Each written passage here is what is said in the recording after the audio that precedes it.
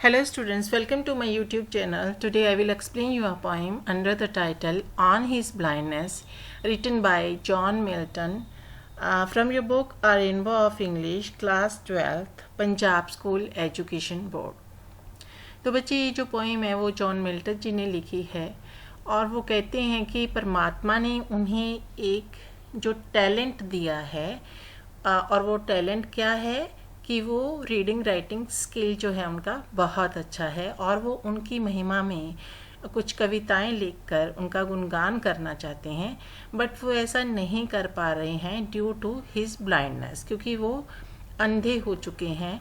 और वो कहते हैं कि जब वो परमात्मा के पास जाएंगे तो वो उन्हें डांटेंगे कि उन्होंने क्या काम किया, लेकिन फिर अंदर से उनके आवाज़ आती है कि परमात्मा को उनसे ना कोई काम चाहिए ना कोई तोहफा चाहिए, लेकिन वो चाहते हैं कि वो उसकी रज़ा में ही खुश रहें, क्योंकि जो उसकी रज़ा में खुश रहते हैं वो ही उसको बेस्ट सर्विसेज जो हैं प्रोवाइड कर सकते हैं। क्योंकि जब उनकी रज़ा में खुश होंगे, हमें कोई प्रॉब्लम होगी तो ना हम दुखी होंगे, जब बहुत खुशी होगी तो ना हम बहुत अहंकारी होंगे, हम हमेशा उसका शुक्रिया अदा करते रहेंगे। तो कहते जो इंसान ऐसा होता है हमेशा ही परमात्मा का सबसे ज़्यादा प्यारा इंसान वही होता है।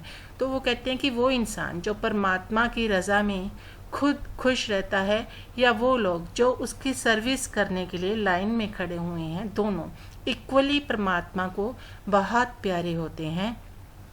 तो इस तरह से ये कविता जो है वो बहुत सुंदर संदेश देती है कि हमें हमेशा जो है एक पॉजिटिव माइंड के साथ जो परमात्मा की रज़ा है उसमें खुश रहना चाहिए और हमेशा एक पेशेंस वाला गुण जो है वो हमारे अंदर होना चाहिए। तो चलिए करते हैं इस पोएम को। When I consider how my light is spent, era half my days in this dark world and white, कवि कहते हैं कि उनका आधा जीवन ख़त्म होने से पहले ही उनकी आँखों की रोशनी जो है वो खो गई है। अंधा होने की वजह से उन्हें यह दुनिया विशाल एवं अंधकारमयी लगती है। And that one talent which is death to hide, और वो टैलेंट, कौन सा टैलेंट, जो रीडिंग एंड राइटिंग का जो उनका इंटेलिजेंस है, जो स्किल उनको भगवान ने दिया है, कहते कि वो टैलेंट जो है वो छुप गया है। और कहते कि लॉस्ट विद मी यूजलेस, कहते वो टैलेंट मेरे साथ तो है लेकिन वो बेकार है क्योंकि मैं उसका इस्तेमाल नहीं कर पा रहा हूँ because of my blindness. Though my soul more bent, bent का मतलब होता है दृढ़, लेकिन कहते फिर भी सॉल मीन्स होता है आत्मा की, जो मेरी आत्मा है उसका ये दृढ़ निश्चय है। क्या दृढ़ निश्चय है? To serve therewith my maker, कि मैं उस परमात्मा की जो है वो गुणगान करूं। ठीक है, मेकर क्या हो गया? God. And present my true account, और कहते कि मैं उनके सामने अपना जो कर्मों का जो लेखा जोखा है वो उनके सामने प्रेजेंट कर सकूं। लेस्ट ही रिटर्निंग चाइल्ड, नहीं तो क्या होगा? आई फॉन्डली आस्क, कहते कि मैंने अपने आप को बड़ी मूर्खता से पूछा कि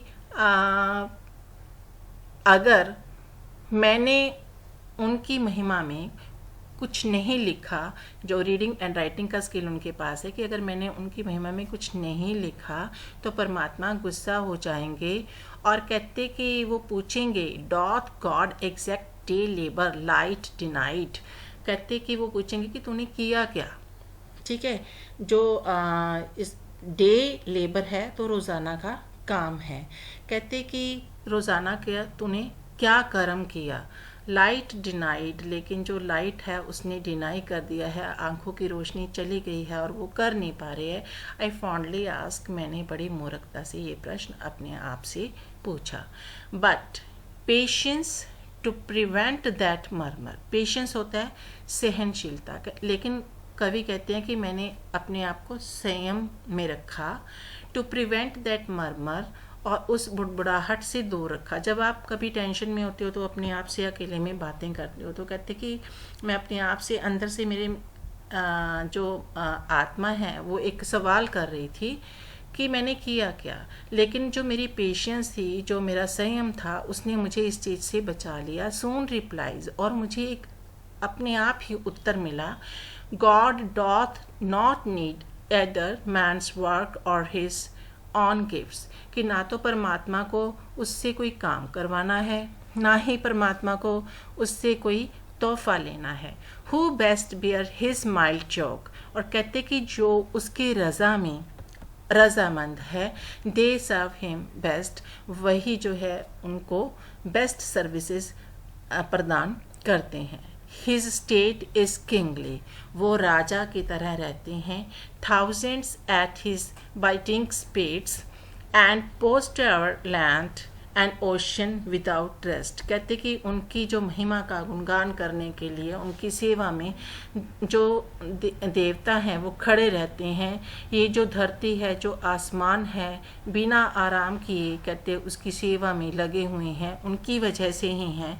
दे also serve who only stand and wait, कहते कि जो ये बात नहीं है कि जो उनकी सेवा करते हैं, उनके रज़ा में अपनी रज़ा मानते हैं, वही उसके जो बेस्ट हैं, मतलब उसके सबसे नज़दीक हैं, वो लोग भी उसके नज़दीक होते हैं, जो कि लाइन में खड़े होके जो है उसको अपनी सर्विसेज प्रोवाइड करने के लिए इंतज़ार करते हैं।